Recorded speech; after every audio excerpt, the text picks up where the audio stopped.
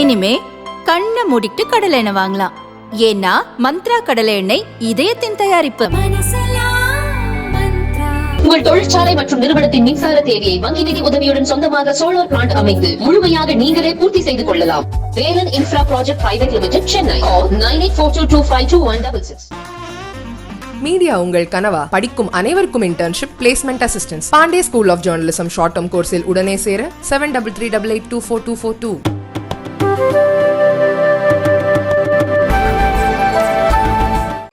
அன்பார்ந்த பெரியவர்களே, தாய்மார்களே, அன்பிற்கினிய தமிழ் சொந்தங்களே, ஒரு அற்புதமான மாலை நேரத்தில் உள்ளரங்கிலே நாம் அனைவரும் கூட இணைந்திருக்கின்றோம்.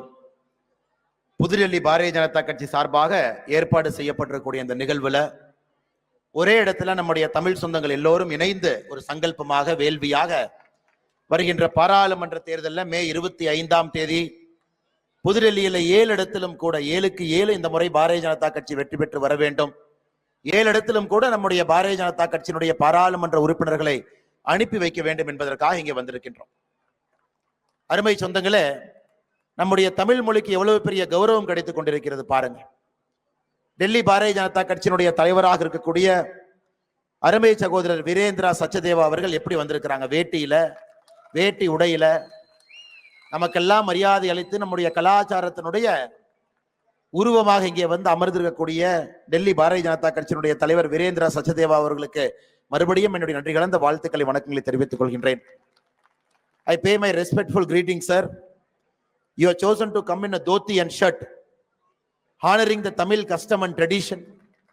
That only shows your large-heartedness of a Bharatiya spirit, that you want to accommodate every single custom, every single religion. We are extremely honored that today you have chosen to come in that vesti to this wonderful event, sir. Thank you so much, sir. நம்முடைய முன்னாள் மத்திய அமைச்சர் அம்மையார் சுஷ்மா ஸ்வராஜ் அவர்களுக்கும் தமிழ் சொந்தங்களுக்கும் ஒரு பெரிய பந்தம் இருக்கிறது. நம்முடைய தமிழ் மொழியின் மீதும் கலாச்சாரத்தின் மீதும் எப்பொழுதும் கூட ஒரு ஆழ்ந்த அன்பு கொண்டிருக்கக்கூடிய அற்புதமான தலைவி சுஷ்மா ஸ்வராஜ் அவர்கள்.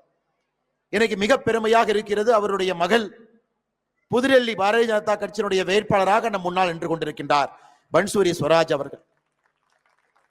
Madam, your Sushma Swaraj, madam, she enjoyed a very deep personal connection with the Tamil population. During her tenure as Minister of External Affairs, many a time she has come to Tamil Nadu, especially whenever our fishermen are in trouble. She used to come, stay there, solve all the problems and come back. So we Tamils, we have a great bonding with Madam Sushma Swaraj. We're extremely honored that today you are contesting as Bharatiya Janata Party candidate for the New Delhi Lok Sabha constituency. We're extremely sure, because of your nature, good nature, and because of your people connect, and thanks to all our Karyakartas' hard work, you will win with a resounding historic mandate from this New Delhi Lok Sabha constituency. And all the people who are present here, we will make sure that you will be sent to parliament, madam.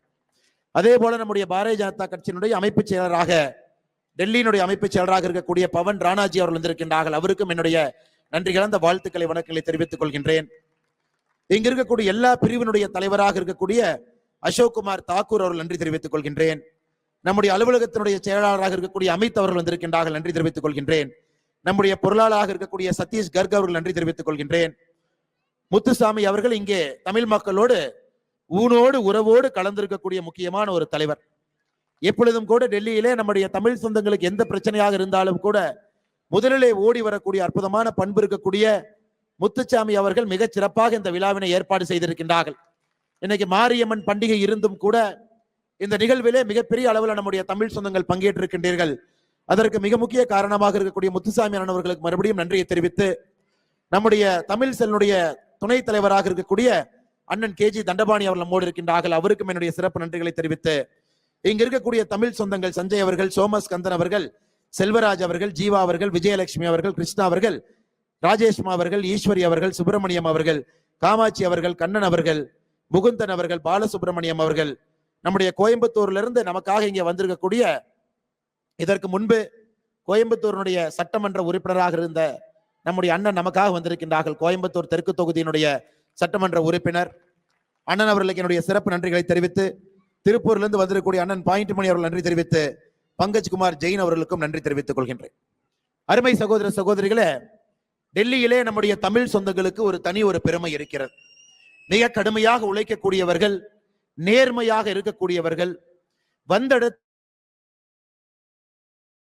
எப்படும் பறைசாற்றக்கூடிய அற்புதமான மக்கள் இங்க இருக்கக்கூடிய தமிழ் சொந்தங்கள்.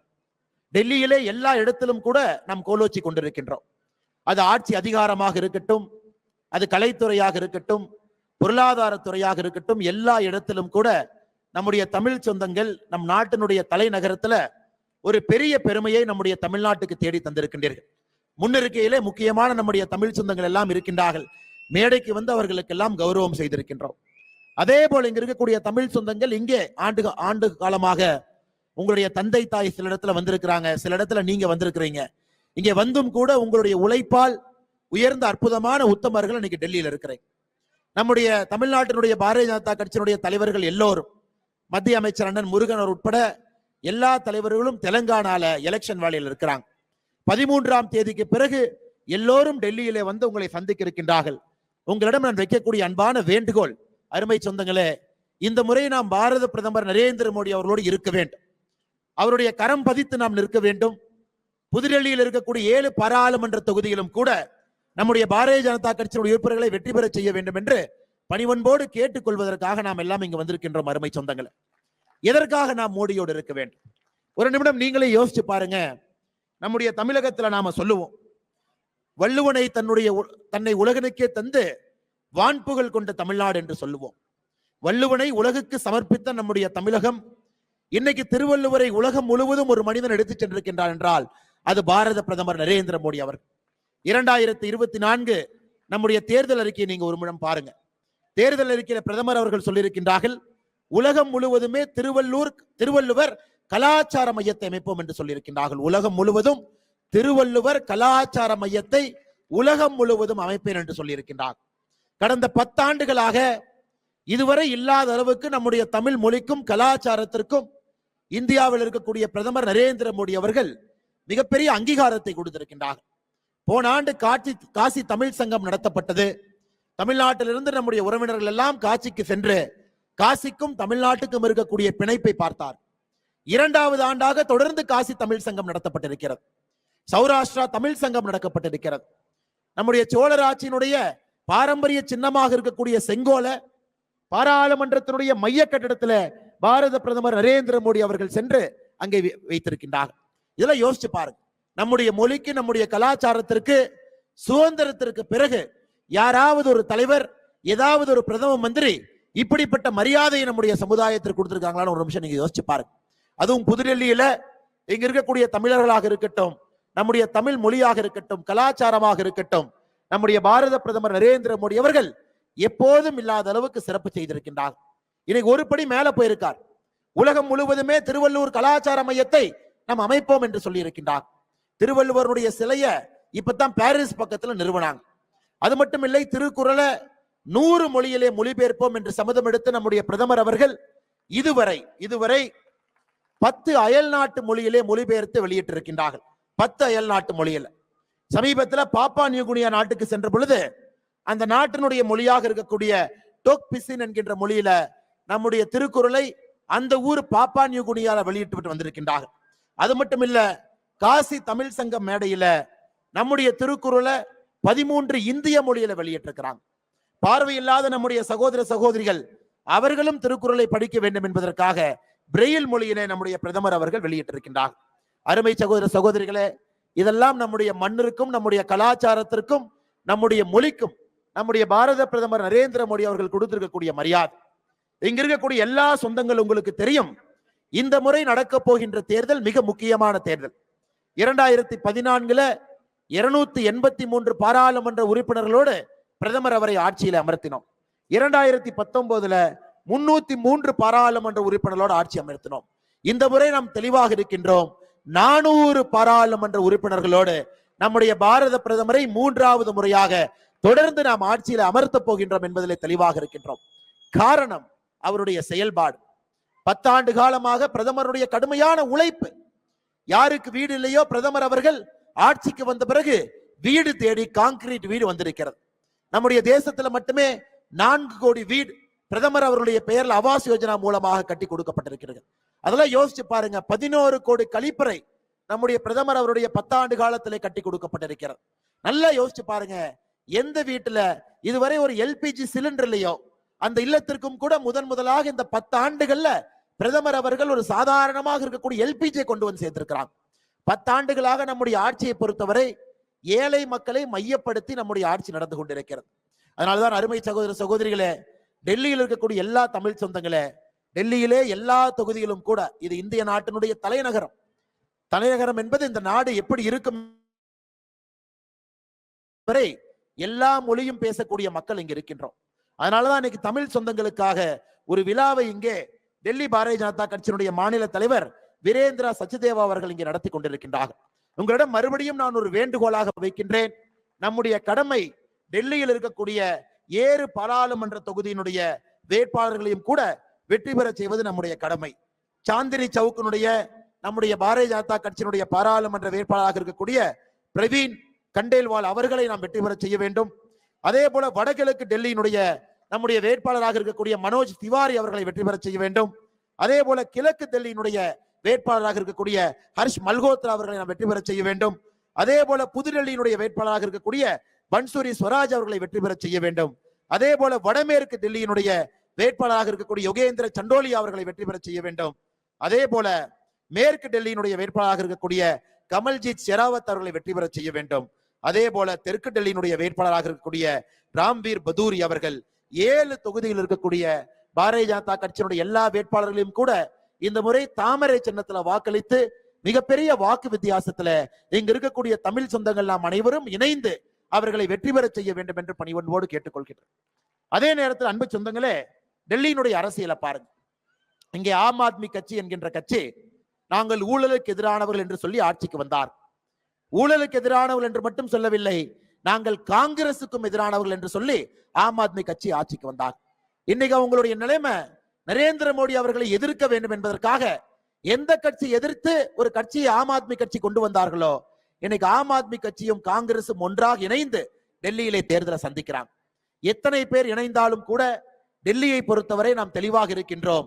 2019 விட 2024 இன்னும் அதிகமான மெஜாரிட்டியோடு 7 இடத்திலும் கூட பாரதிய ஜனதா கட்சியினுடைய வெற்றி வேட்பாளர்களை நாம் பாராளுமன்றத்திற்கு அனுப்பி வைப்போம் என்பதிலே நாம் உறுதியாக இருக்கின்றோம். இந்த ஆம் ஆத்மி வந்த பிறகு டெல்லியில் நடந்திருக்கக்கூடிய ஊழல் பட்டியலை மட்டும் பாருங்க.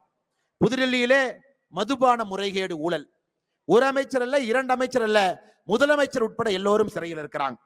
டெல்லியில ஜல் போர்டு குடிநீர் வாரியத்தில் நடைபெற்று கொண்டிருக்கக்கூடிய ஊழல், டெல்லியினுடைய போக்குவரத்து துறையிலே பேருந்துகளுக்கு பழுது பார்ப்பதில் அவர்கள் செய்திருக்கக்கூடிய ஊழல், டெல்லியினுடைய மொஹலா கிளினிக்கில் 20,000க்கு மேற்பட்ட போலியான மக்களை பதிவு செய்து அதன் மூலமாக செய்திருக்கக்கூடிய ஊழல், தரம் குறைந்த மருந்துகளை மொஹலா கிளினிக்ல வாங்கியதிலே நடத்தியிருக்கக்கூடிய ஊழலை பாருங்க. யமுனை நதியை சுத்தப்படுத்துகின்றோம் என்று அதிலே 6,800 கோடி ரூபாய் ஊழல். டெல்லியிலே கல்வி கூடத்திலே வகுப்பறை கட்டுகின்றோம் என்று சொல்லி கழிப்பறையை வகுப்பறையாக காட்டி அதிலே அவர்கள் செய்திருக்கக்கூடிய 1,300 கோடி ரூபாய் ஊழல். அது மட்டும் இல்லை அருமை சகோதர சகோதரிகளே, சுயஉதவி குழுக்களுக்கெல்லாம் உதவி செய்கின்றோம் என்று 1,11,516 போலி கணக்குகளை ஆரம்பித்து அதிலும் ஊழல். மொத்தமாக சொல்ல போனால் டெல்லியிலே ஆம் ஆத்மி கட்சியினுடைய ஆட்சி என்பது ஊழலுக்கெல்லாம் இலக்கணமாக இருக்கக்கூடிய ஒரு ஆட்சியாக ஆம் ஆத்மி கட்சியினுடைய ஆட்சி நடந்து கொண்டிருக்கிறது. அருமை சகோதர சகோதரிகளை, இன்னைக்கு இவர்களும் காங்கிரசும் இணைந்து பொய்யான வாக்குறுதிகளோடு களத்துக்கு வந்திருக்கின்றார்கள். நாங்கள் ஆட்சி அமைத்தால் ஜன் லோக்பால் பில்லை கொண்டு வருவோம், இதுவரை காணாம். நாங்கள் ஆட்சி அமைத்தால் 500 புதிய பள்ளிக்கூடங்களை கட்டுவோம், ஒரு பள்ளிக்கூடத்தை கூட காண்டாம். நாங்கள் ஆட்சி அமைத்தால் இலவச வைஃபை வசதியை டெல்லி முழுவதும் கொண்டு வருவோம், அதையும் காணாம். நாங்கள் ஆட்சி அமைத்தால் 11,000 பேருந்துகளை வாங்குவோம், அதிலே பெண் காவலர்களை பணியமர்த்துவோம், அதையும் காணாம். நாங்கள் ஆட்சி அமைத்தால் யமுனை நதியை தூய்மைப்படுத்துவோம் என்று சொன்னால் அதிலே ஊழல் தான் செய்திருக்கின்றார்கள். நாங்கள் ஆட்சி அமைச்சா டெல்லியில 8 லட்சம் பேருக்கு அரசு வேலை கொடுப்போம் என்று சொல்லி இருக்கின்றார்கள். 8 பேருக்கு கூட அரசு வேலை கொடுக்கல. முதியோர் உதவி தொகையை 6 ஆண்டுகளாக புதிதாக யாருக்கும் கொடுக்காமல் இங்கே ஆட்சி நடந்து கொண்டிருக்கிறது. அதனால் அருமை சகோதர சகோதரிகளே, ஆம் ஆத்மி கட்சியாக இருக்கட்டும், காங்கிரஸ் கட்சியாக இருக்கட்டும், ஏழை மக்களுக்கு எதுவும் செய்யாத கட்சியாக அவர்கள் இருக்கின்றார். இன்னைக்கு 2 கட்சிகளும் கூட ஊழல் மிகுந்த கட்சிகளாக ஒன்றாக இணைந்து பாரதிய ஜனதா கட்சி எதிர்ப்பதற்காக வந்திருக்கின்றார்கள். அதனால் உங்களிடம் மறுபடியும் அன்பான வேண்டுகோளை வைக்கின்றோம். இந்த முறை பாரதிய ஜனதா கட்சியினுடைய 7 பாராளுமன்ற உறுப்பினர்களும் கூட டெல்லியிலிருந்து பாராளுமன்றத்திற்கு செல்ல வேண்டிய கட்டாயமும் அவசியம் நமக்கு இருக்கிறது. இங்க இருக்கக்கூடிய தமிழ் சொந்தங்களிடம் அன்பாக வைக்கக்கூடிய வேண்டுகோள், மோடி அவர்கள் தமிழுக்காக, தமிழ் கலாச்சாரத்திற்காக நம்மோடு நின்றிருக்கின்றார். இந்த தேர்தலிலே மோடியோடு நிற்க வேண்டியது நம்முடைய கடமை. 2024 மே 25 புதுடெல்லியிலே நாம் வாக்களிக்க செல்லும் பொழுது மோடி அவர்களுக்கு நம்முடைய வாக்கு நன்றி சொல்லக்கூடிய வாக்காக இருக்கட்டும். 10 ஆண்டுகளாக நம்முடைய நாட்டிற்கு சேவை செய்வதற்கு நன்றி சொல்ற வாக்காக இருக்கட்டும். நம்முடைய கலாச்சாரத்திற்கும் நம்முடைய மொழிக்கும் பெருமை சேர்த்த நரேந்திர மோடி அவர்களுக்கு நன்றி சொல்வதற்காக நம்முடைய வாக்கு இருக்கட்டும். அதனால் இங்கு வந்திருக்கக்கூடிய எல்லா தமிழ் சொந்தங்களுக்கும் கூட அன்பு கலந்த நன்றிகளை தெரிவித்து, மறந்து விடாதீர்கள், மறந்தும் இருந்து விடாதீர்கள். நம்முடைய சின்னம் தாமரை, நாம் வாக்களிக்க வேண்டிய சின்னம் தாமரை, நம்முடைய வெற்றி சின்னம் தாமரை. தமிழகத்திலிருந்து உங்களோடு வேலை செய்வதற்காக, பணியாற்றுவதற்காக இருக்கின்றார். தெலங்கானா, ஆந்திர பிரதேச மாநிலத்தினுடைய தேர்தல் 13 முடிந்த பிறகு தமிழகத்தினுடைய நம்முடைய எல்லா சொந்தங்களும் டெல்லியை நோக்கி வர இருக்கின்றார்கள். நம்முடைய மத்திய இணையமைச்சர் அண்ணன் முருகன் அவர் உட்பட எல்லா தலைவர்களும் கூட மறுபடியும் ஒரு பிரம்மாண்டமான பொதுக்கூட்டம் புதுடெல்லியில அண்ணன் முத்துசாமி அவர்களை வைத்து மறுபடியும் அந்த கூட்டத்தை நடத்துவோம். மிகப்பெரிய அளவுல நம்முடைய தமிழ் சொந்தங்களை எல்லாம் கொண்டு வந்து புதுடெல்லியில நம்முடைய தமிழர்களுக்கு கிடைத்திருக்கக்கூடிய மரியாதை தமிழ்நாட்டிலே திராவிட கட்சிகளுக்கு சொல்லி காட்டுவோம். பாருங்க, மாநில தலைவரே வேட்டி கட்டிட்டு வந்திருக்கார். பாருங்க, மாநில தலைவரே வேட்டி கட்டி கொண்டு வந்து நம்ம எல்லாம் அழைத்து மிகப்பெரிய விழாவை எடுத்துக் கொண்டிருக்கின்றார்கள். அதனால் இங்க இருக்கக்கூடிய எல்லா அருமை தமிழ் சொந்தங்களுக்கு கூட மறுபடியும் நன்றி தெரிவித்து, இங்க வர முடியாம சில பேர் இருந்தாங்கன்னா அவங்ககிட்ட போய் நீங்க சொல்லணும், எதற்காக மோடி அவர்களுக்கு வாக்களிக்க வேண்டும், எதற்காக டெல்லியிலே 7க்கு 7 தொகுதியிலே பாரதிய ஜனதா கட்சியினுடைய பாராளுமன்ற உறுப்பினர்கள் எதற்காக வர வேண்டும், எதற்காக மோடி அவர்கள் 3வது முறையாக வர வேண்டும். நம்முடைய கலாச்சாரத்திற்கும் நம்முடைய மொழிக்கும் மோடி அவர்கள் செய்திருக்கக்கூடிய விஷயங்களை எல்லாம் நீங்களும் எடுத்து சொல்ல வேண்டும் என்று அன்போடு கேட்டுக்கொண்டு மறுபடியும் உங்களை சந்திக்கின்றோம். இந்த குறுகிய காலகட்டத்தில் எங்களுடைய அழைப்பை ஏற்று இந்த அரங்கத்திற்கு வந்திருக்கக்கூடிய எல்லா நம்முடைய தமிழ் சொந்தங்களுக்கு மறுபடியும் நன்றி கலந்த வாழ்த்துக்களை, வணக்கங்களை தெரிவித்து மறுபடியும் 13 பிறகு நீங்கள் இருக்கக்கூடிய இடத்திலே உங்களை சந்திக்க வருகின்றோம். நீங்க வந்திருக்கக்கூடிய எல்லா நண்பர்களுக்கு நன்றி தெரிவித்து, மேடையில் இருக்கக்கூடிய தலைவர்கள் நன்றி தெரிவித்து, மறுபடியும் நம்முடைய புதுடெல்லியினுடைய பாரதிய ஜனதா கட்சியினுடைய தலைவர் வீரேந்திர சச்தேவா அவர்கள் உட்பட அவருடைய குழுவுக்கும் நன்றி தெரிவித்து, நீங்கள் தமிழ் மொழிக்கு நீங்களும் பெருமை சேர்த்திருக்கின்றீர்கள், தமிழ் கலாச்சாரத்திற்கு நீங்கள் பெருமை சேர்த்திருக்கின்றீர்கள், டெல்லியில் இருக்கக்கூடிய தமிழ் மக்களுக்கெல்லாம் உங்களுடைய அன்பை கொடுத்திருக்கின்றீர்கள். நிச்சயமாக தமிழ் மக்கள் நம்மோடு இருப்பார்கள், பாரதிய ஜனதா கட்சியோடு இருப்பார்கள், நம்முடைய வேட்பாளரோடு இருப்பார்கள், நிச்சயமாக வெற்றி வேட்பாளராக மாற்றி காட்டுவார்கள் என்கின்ற உறுதி அவர்கள் சார்பாக உங்களுக்கு நான் அளிக்கின்றேன்.